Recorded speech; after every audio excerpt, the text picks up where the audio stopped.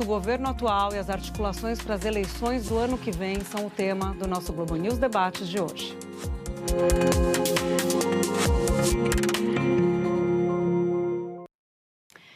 E a gente convidou o governador de Goiás, Ronaldo Caiado, do União Brasil, e o governador do Pará, Hélder Barbalho, do MDB. Os dois já estão aqui com a gente. Muito boa noite, obrigada pela presença dos senhores aqui na Globo News. Eu vou começar conversando com o governador Ronaldo Caiado, perguntando para o governador Ronaldo Caiado sobre a decisão do governo de exonerar integrantes do União Brasil que compõem o governo Lula. Há 1 mês e 12 dias, governador, o partido do senhor e o PP, que tentam formar uma federação, anunciaram que iam deixar o governo, mas não deixaram, a ponto do governo ter de exonerar os cargos, as pessoas que compõem esses cargos. Por que a União Brasil continuou no governo, mesmo anunciando que ia sair? Era mais conveniente para o partido ter os cargos? Bem, boa noite, Júlia. Boa noite, Hélder. É importante, Júlia, que possamos esclarecer muito a toda a população que nos assiste neste momento. União Brasil, ele tem lado. É lógico que teve um período em que você sabe que muitos partidos também, governos anteriores, até que houvesse uma definição, tinham parlamentares que participavam da estrutura de governo. Mas, no momento em que o partido deliberou, ele deu um prazo para que o ministro Celso Sabino realmente se afastasse do governo. O não atendimento, a infidelidade partidária fez com que o partido se reunisse e, numa decisão unânime da executiva do partido, ele foi afastado de todas as atividades parlamentares, tanto junto à executiva quanto ao Diretório Nacional. A intervenção imediata em todos os diretórios e na executiva do partido no estado do Pará, além do processo de expulsão que tem que cumprir o rito processual dentro da comissão do Conselho de Ética do partido, conforme todos os outros partidos. Não existe essa demissão sumária, tá certo? Essa expulsão sumária do fato. Então, o partido tem uma postura clara. O partido ele é oposição ao governo do presidente Lula, porque não tem convergência nenhuma com aquilo que o presidente propõe e da maneira como ele tem governado o país. Ou seja, aumento da taxa de juros de forma incontrolável, cada vez mais enfiando a mão no bolso do brasileiro. O Brasil, todas as pesquisas que são feitas no país, a violência assola o país.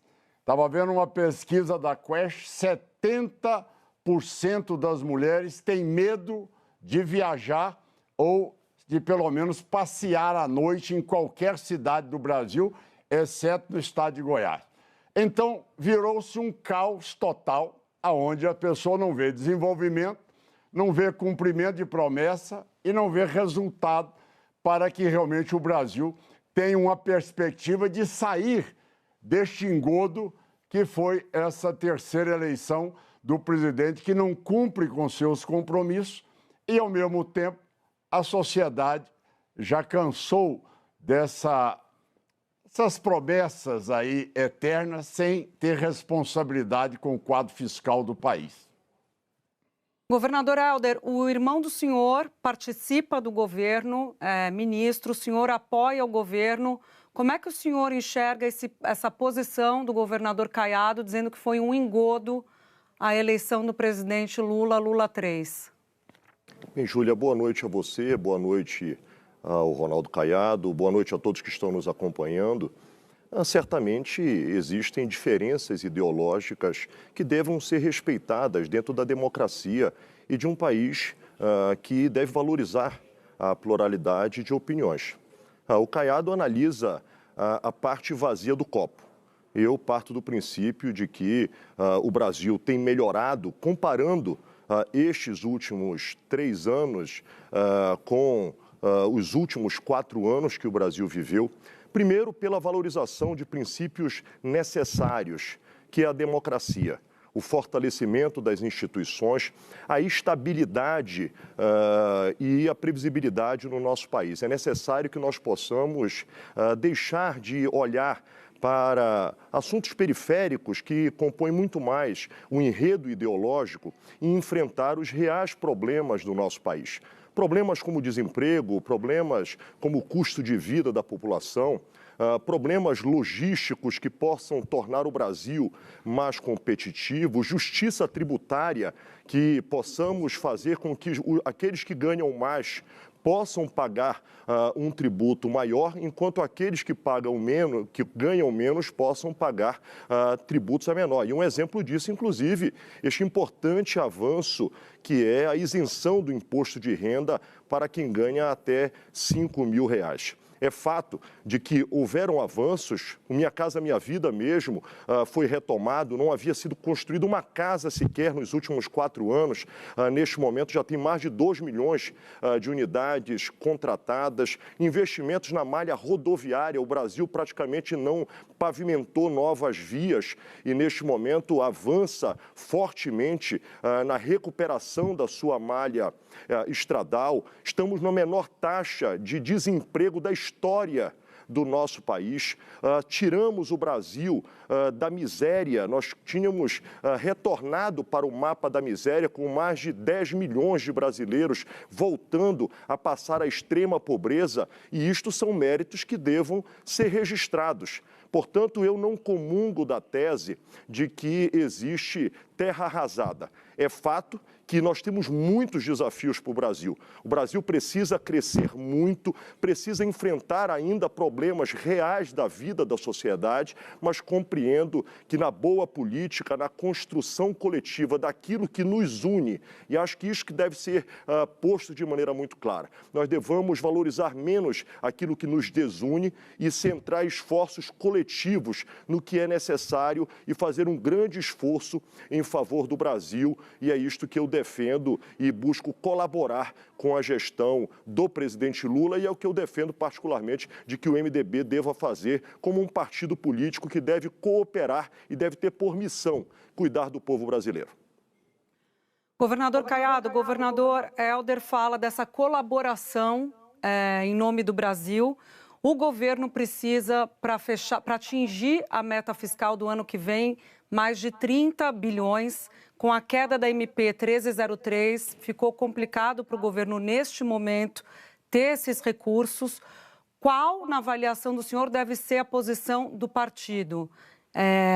Ajudar o governo no sentido de que é importante para o país, para não aumentar o endividamento, ter esses recursos, ou manter o discurso, inclusive, de oposição e não dar os recursos, não colaborar para o acesso aos recursos, porque o ano que vem também, um dos pontos levantados pela oposição é a eleição.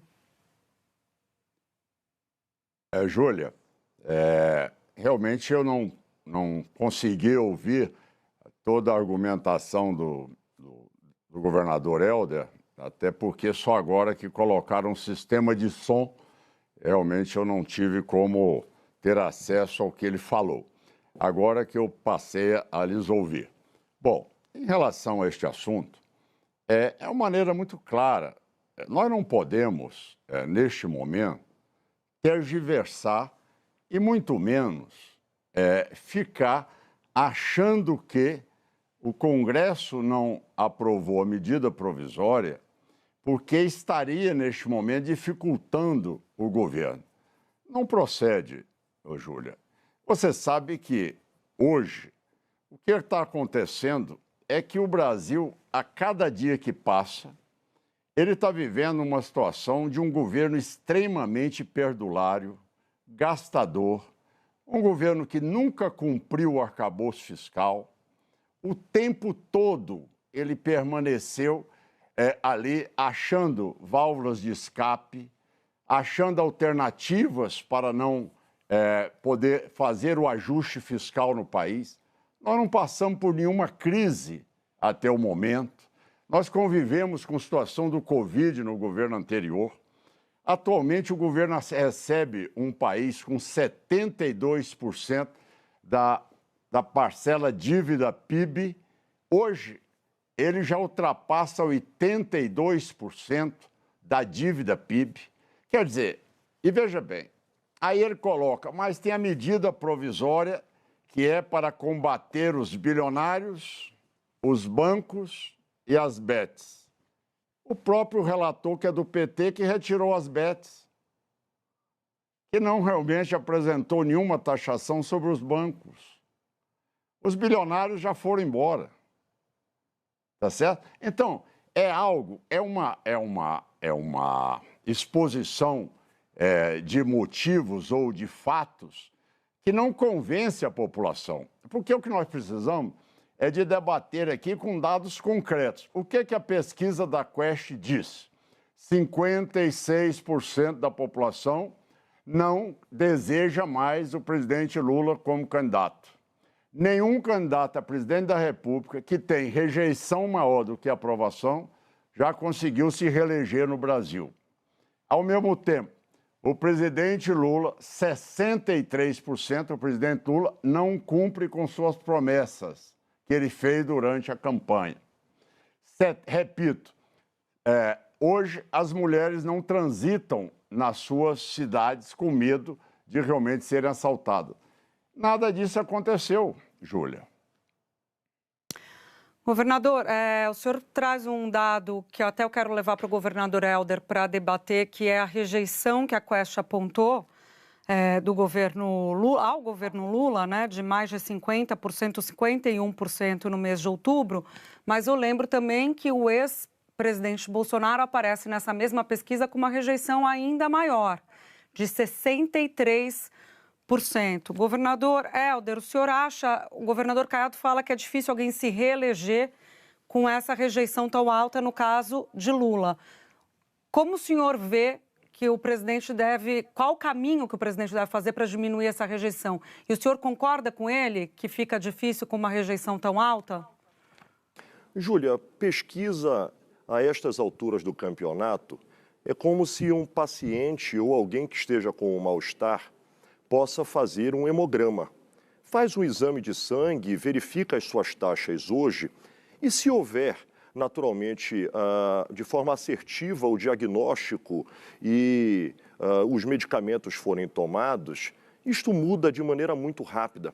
Eu tiro como um exemplo, há 3 meses atrás, antes de acontecer o evento da supertaxação dos Estados Unidos contra produtos nacionais e toda a polêmica em torno desta relação da direita brasileira com o presidente Trump e, inclusive, vinculando a taxação à anistia do ex-presidente Bolsonaro, as condições do presidente Lula eram absolutamente piores do que está posto. Pelo contrário, o que se percebe é uma curva de mudança do humor da população, uma curva de aprovação sendo melhorada a cada instante. E isto não quer dizer que não se tenha que estar atento e agindo para que este bom momento de recuperação de popularidade possa acontecer. Mas, Júlia, eu compreendo, nós ainda temos uma relativa distância ao período eleitoral. Nós estamos ainda em outubro do ano anterior. Portanto, as eleições acontecerão daqui a um ano apenas. Um ano em política é uma eternidade. Já dizia o ex-governador de Minas, Magalhães Pinto, que política é igual nuvem. Você olha para cima, tem um formato, daqui a pouco você olha e tem outro formato. É claro que cabe à oposição tentar antecipar o calendário eleitoral e ter a eleição como ponto central dos seus interesses. Cabe ao governo ter como ponto central governar o Brasil, melhorar o nosso país, e é isto que eu tenho buscado defender, que nós temos que nos unir em torno do Brasil para ajudar o Brasil. Antecipar a eleição coloca, Júlia, o cidadão que está nos assistindo agora um tanto quanto confuso, porque enquanto os políticos estão discutindo a eleição que só acontecerá no ano que vem, a população clama por um país melhor. Portanto, acho que é fundamental para o governo buscar acertar, ajustar aquilo que eventualmente possa estar errando e deve estar errando, porque todo governo tem erros e devam ser corrigidos e acertos que devam ser valorizados, mas eu prego que nós temos que buscar uma ampla aliança em torno daqueles que, independente de partidos, independente de candidaturas futuras, nós devamos ajudar o Brasil a dar certo. Esta deve ser, acima de tudo, a nossa busca nos momentos atuais. Governador Caiado, há uma antecipação da eleição? A oposição está colaborando, entre aspas, para isso? Júlia, o governador Helder entrou numa tese que é exatamente a minha especialidade na área da saúde. E a realidade é que a gente sabe muito bem que esse hemograma que será feito nos próximos meses, o quadro vai estar um quadro muito mais grave, porque o Helder é um gestor e ele sabe que não tem como você ter um governo que gasta de uma forma irresponsável, que constrange o ministro da Fazenda, que hoje não opina em nada no governo. Ele hoje só segue a cabeça do maqueteiro, que é o ministro de Comunicação. Ele hoje, o ministro, não teve condições sequer de ir aos Estados Unidos, porque não tem como explicar esse aumento de gastos, rompendo o arcabouço fiscal. A deterioração do quadro do país é cada vez maior. A proporção dívida-PIB se aumentando e com projeções de chegar a 90% da dívida PIB até o final de 2026. É um colapso completo. O governo prometeu baixar juros, não baixou, não vai ter como baixar. Então, quer dizer, olha, alegar que este é um sintoma, eu diria ao meu colega Helder que, na verdade, isso é um pré-sintoma de um prognóstico de UTI grave. Sem dúvida nenhuma, ele estará aí, da maneira como ele tem levado, com essa política consumista, populista, desenfreada, sem respeito ao equilíbrio fiscal do país, tá certo? Colocando em risco o prestígio do país mundial, ele estará num quadro extremamente grave no decorrer do próximo ano. É isto que ele não aprendeu já no seu terceiro ano de governo. Quem antecipou o processo eleitoral não foi a oposição. Quem antecipou o processo eleitoral foi exatamente o presidente Lula, que só este mês injetou mais de 8 milhões e meio só em rede social. Se o Caiado pensasse diferente, até porque ele é pré-candidato à presidência da República e ficaria, por óbvio, absolutamente antagônico ele como candidato à presidência da República, achar que já na largada já há um vencedor concorrente.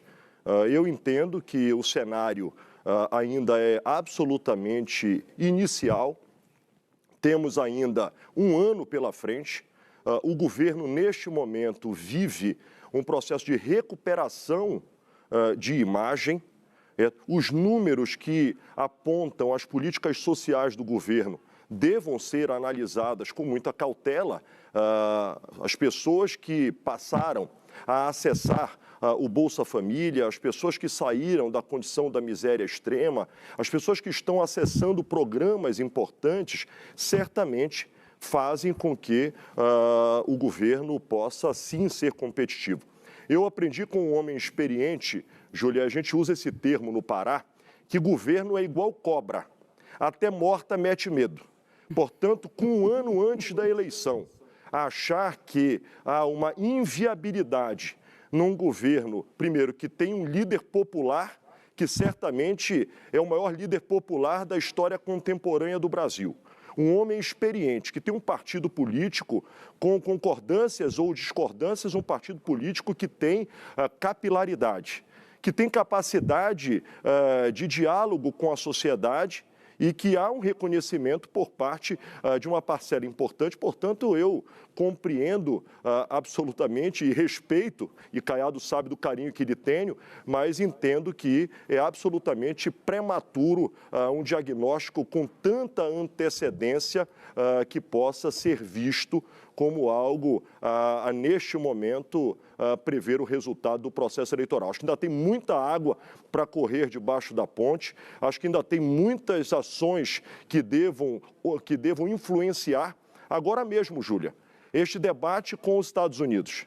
Se, eventualmente, o governo brasileiro conseguir extrair alguma vitória desta polêmica criada por membros da direita brasileira que imputaram ao Brasil uma taxa nos níveis que foram colocados por interesses que não são públicos, que não são coletivos, que são pessoais, inevitavelmente que este ativo será mais um ponto que coloca o presidente Lula como um player importante e absolutamente competitivo. Vou pegar esse gancho do senhor, governador Helder, até para passar para o governador Caiado. Eu quero ouvi-lo, governador Caiado, ainda mais sobre a questão das articulações para 2026. Mas o governador Helder levantou essa bola do tarifaço e do posicionamento brasileiro, essa aproximação com Trump. Até essa semana haverá uma reunião entre Marco Rubio e o nosso chanceler Mauro Vieira. O senhor, sobre essa questão do tarifaço, deu uma declaração dizendo que o presidente brasileiro, Lula, está seguindo o que o Hugo Chávez fez na Venezuela ao afrontar gratuitamente o governo americano. A leitura que se faz dessa declaração que o senhor deu nas redes sociais é de que Lula seria o culpado e não Eduardo Bolsonaro, que articulou uma resposta americana que veio por meio de tarifas ao Brasil. Até os aliados de Bolsonaro, o próprio Bolsonaro, segundo os aliados dele, admitem que houve uma atuação grande e errada de Eduardo Bolsonaro nessa seara. O senhor acha que Lula é mais culpado que Eduardo Bolsonaro? Qual a culpa de Eduardo Bolsonaro nessa história? Bom, em primeiro lugar, eu deixei bem claro. No momento que eu soube do tarifaço, eu estava no Japão, numa missão oficial, fazendo um acordo com o governo japonês, porque Goiás é o único estado no país que já tem hoje exploração de terras raras pesadas. Eu estava lá, e tanto é que o governo japonês mandou uma missão logo a seguir. Retornei imediatamente ao Brasil, declarei a minha posição 100% contrária, tá certo? Eu sou um brasileiro que eu me orgulho de ser brasileiro, jamais admitirei qualquer tipo de retaliação ao meu país.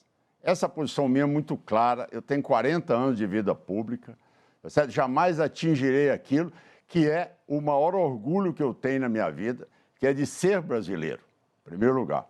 Segundo lugar, busquei alternativas para solucionar o problema das empresas no meu estado de Goiás imediatamente. Criei créditos para que eu pudesse contemplar aqueles menores que também foram penalizados com o tarifaço num primeiro momento. Busquei o diálogo. Eu estou dizendo que você busca uma declaração, que é uma declaração que nós sabemos muito bem da vinculação e da cópia do Lula com a Venezuela. Eles são irmãos, tá certo? Siameses. O Lula e o Chávez, o Lula e o Maduro, eles são da mesma forma, entende? Que às vezes não tiveram nem a gentileza de reconhecer a Maria Corina agora como sendo a Nobel da Paz. Veja bem a que ponto chega. Eu disse e repito, se eu fosse presidente da República, tá certo? Se tem um deputado no Congresso que está falando mal do governo lá nos Estados Unidos, na Europa, onde fosse, não é possível que toda a chancelaria minha e que um presidente da República, de um país da relevância do Brasil, não pode ser recebido por um presidente americano. Então, o que eu disse é o seguinte, que isto que o Lula quis, o que ele provocou também, foi exatamente para ter esse gesto, para que ele pudesse, a partir daí, dizer, olha, eu sou patriota. Patriota como? se nós temos 60 milhões de brasileiros vivendo sob o comando dos faccionados? Não sou o Caiado que está falando, é a Universidade de Cambridge. 60 milhões de brasileiros sob a tutela do narcotráfico no Brasil. As pessoas não têm acesso e nem condições de terem o direito de ir e vir. Este é o maior problema, Júlia. E eu acredito mais, Júlia. Eu acredito que essa discussão com o Lula na eleição de 2026 será no campo moral. Porque você vê que as pesquisas mostram que o brasileiro é família, o brasileiro é religioso, o brasileiro acredita em Deus, então o brasileiro acredita na honestidade. Então, quando uma criança perguntar ao pai, mas você vai votar no Lula, que roubou a Petrobras, todos os escândalos de corrupção, ficou preso, agora está assaltando aposentado. Então, se nós estamos no seu programa discutindo o futuro, não é possível que não discutamos o futuro do ponto de vista da moralidade, do exercício da presidência da República. A cadeira da presidência da República tem uma liturgia própria. A cadeira da presidência da República não aceita uma pessoa que não tem estatura moral para poder estar ali à frente de um país que já foi tanto assaltado e penalizado e que a grande discussão do tema de 2026, eu concordo com você, o primeiro é o ponto de vista moral, o segundo é resgatar a segurança pública do povo, o terceiro, obras de infraestrutura, junto com inteligência artificial. Veja bem o quanto esse governo é retrógrado. O projeto de inteligência artificial é uma cópia da Europa, que é o mais atrasado do mundo. O estado de Goiás já tem o seu próprio lei que fala sobre inteligência artificial e que normatiza a inteligência artificial. Nós desenvolvemos o biometano em Goiás, que é uma energia alternativa, mostrando o quanto Goiás é o primeiro lugar na educação no país. É o segundo lugar na educação, no ensino fundamental, na alfabetização na idade certa. É a primeira segurança que tem do país. É o estado com o maior nível de transparência reconhecido pela Associação dos Tribunais de Contas do Brasil. Então, é governar. Isso tudo só foi possível porque eu consegui o equilíbrio fiscal. Se eu não tivesse sustentado o equilíbrio fiscal, resgatado um estado que estava incapaz de ser, sem empréstimo, sem nada, eu não estaria governando hoje com 88% de aprovação. Por isso que eu disse ao meu colega, também tenho um respeito por ele, nós sempre convivemos bem, soubemos sempre separar as ideias do campo pessoal, é que nós sabemos uma coisa que o presidente, com essa situação do endividamento dele, da taxa de juros, da desconfiança do mercado internacional, ele não terá como chegar no ano eleitoral que não seja na UTI. É o que eu disse. Até porque o meu colega colocou aí o hemograma dele. O hemograma dele vai estar num quadro de anemia jamais vista num candidato a presidente da República no momento em que chegar na eleição de outubro de 2026. Governador Helder, quero te ouvir sobre essa discussão moral, tendo em vista também o apoio que a direita, inclusive o governador Caiado, busca. Tem a discussão sobre o eventual apoio de Jair Bolsonaro, quero ouvir o senhor sobre isso, mas quero te ouvir também sobre a questão, já que a gente falava de questões internacionais, do debate sobre o tarifaço, quero ouvir o senhor sobre a COP, que é o evento internacional mais importante do Brasil no mês que vem. Muita gente criticou a falta de estrutura em Belém, a falta de planejamento do governo federal, inclusive no que diz respeito às hospedagens, e eu quero ouvir o senhor sobre isso. Houve falta de planejamento do governo federal na COP, a ponto de algumas delegações terem anunciado lá atrás que não viriam ao Brasil porque estava inviável participar da COP? Júlia, primeiro é importante que nós possamos valorizar o Brasil volta a ter liderança internacional, volta a ter condição de diálogo nas mesas de negociação das Nações Unidas. Nós saímos da condição de pária internacional para sermos escutados e, particularmente, posicionar o Brasil para liderar a agenda da sustentabilidade, fazendo o maior evento climático e, mais do que isso, o maior evento diplomático do mundo no nosso país, junto com o G20, junto com a presidência do BRICS, faz com que o Brasil efetivamente seja influente no campo das relações internacionais. E nós estaremos, no próximo mês de novembro, recebendo e debatendo uma agenda que é necessária, que é fundamental para a humanidade. As urgências climáticas estão postas e necessário, portanto, que nós possamos agir na dimensão destas urgências. E fazer a COP na Amazônia tem um simbolismo absolutamente fantástico. É claro, é uma ousadia. O normal seria que este evento acontecesse em São Paulo, no Rio de Janeiro, cidades que estão acostumadas a grandes eventos, mas o simbolismo de fazer na Amazônia foi a ousadia. E aqui eu particularmente assumo esta responsabilidade de quem provocou e pediu ao governo federal que pudesse fazer na Amazônia, e agradeço o governo federal ter estado junto com a gente neste processo preparatório. Ao longo deste tempo, o maior plano de investimento da história de Belém foram realizados nos últimos 1 ano e meio. Investimentos que mudam a fotografia de parte da cidade, melhorando o ambiente urbano, deixando legado de mobilidade urbana para as pessoas que usam transporte coletivo, que passam a ter ônibus com ar-condicionado, com Wi-Fi, novas avenidas, o maior plano de macrodrenagem da história de Belém. São 13 quilômetros de macrodrenagem, permitindo com que 500 mil pessoas saiam da condição de alagamento e passem a viver num ambiente urbano de dignidade. O maior plano de saneamento com tratamento de esgoto, que permite com que 10 bairros de Belém, que antes o esgoto ficava a céu aberto ou era despejado nos rios, e que passam a ter destinação adequada do tratamento de esgoto.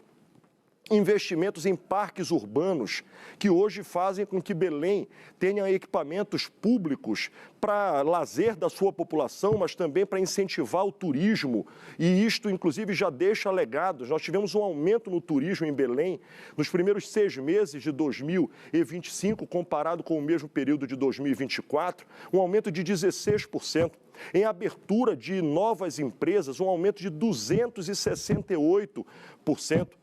O Pará tem hoje o 3º maior crescimento do PIB brasileiro, exatamente por conta desta agenda. Portanto, superamos os problemas, superamos os desafios, dialogamos com a rede de hotelaria para garantir a hospitalidade, combatemos a abusividade que havia e estava sendo praticada para não permitir que isto pudesse acontecer. E feito esta transição e superado estes problemas, eu não tenho nenhuma dúvida de que nós teremos, primeiro, uma cidade linda e acolhedora para si, com a autoestima elevada e preparada para receber aqueles que estarão nos visitando. Nós já temos 56 mil inscritos na COP, já temos cerca de 176 países já com a representação diplomática assegurada. Portanto, nós estamos a 30 dias do evento na certeza